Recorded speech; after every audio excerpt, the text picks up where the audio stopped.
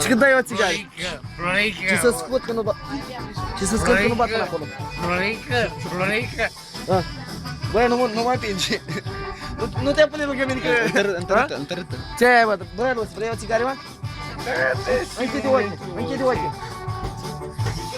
Întărâtă. Bă, dacă vrei să-i dai foc motorii aici. Întărâtă, nu. Uite că n-am bricheta la mine. Hai că te cred. Întărâtă, nu. Servește-mi. Oh, dacă avea barbă gata era. Dacă avea barbă gata era.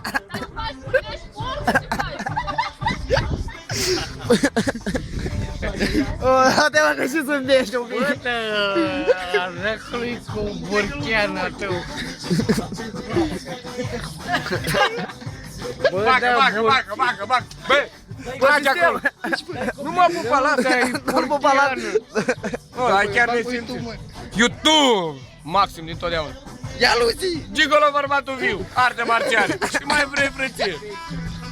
Ca lumea tare, fii bărbat, e bun. Da. Ce tot?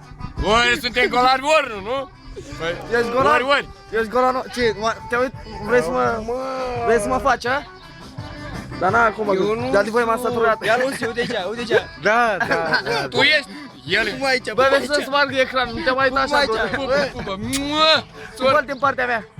Vezi, mă, cât te strigă, mă. Bade, mă. Luții, bă, ce-ai pățit, mă? Mort! Mort ești! Drumul e greu, alea. Deal. Luciano, mort! Knockout. Iar fii atent, mă! Dar știi când ce dacă mi-ai dai un pahar? Mă dai în pahar? Dau mâini, dai? Deau mâini, tu nu-i?